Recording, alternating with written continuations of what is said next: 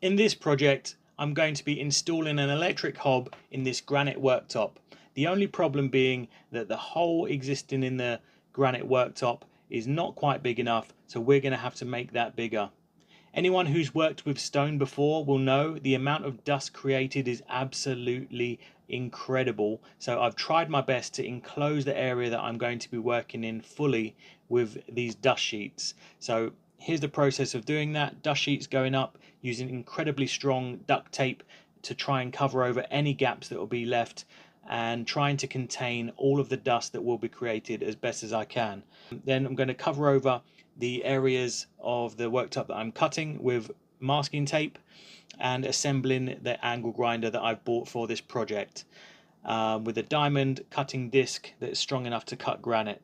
Only small mistake I made buying this angle grinder is it doesn't quite cut through to the required depth to cut all the way through the worktop, so I had to cut awkwardly from top and then bottom. And this is why you want to wear a respirator at all times when you're cutting stone, because all of that you saw all over me would have gone into my lungs and create potential problems. But once the hole was cut, the hob goes into the worktop, wired it up nicely, and then you can see it working. But even with the efforts made to contain the dust, the whole house was absolutely covered.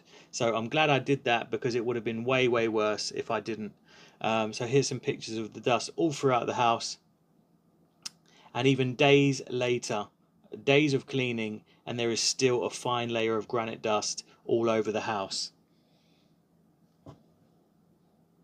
And anyone more experienced with this kind of DIY project will know that I didn't take the drawer runners out, a mistake that I didn't see at the time. But those are now ruined and impossible to find for my drawers. So I am going to have to fix that problem in the next video. So if you want to see that, subscribe.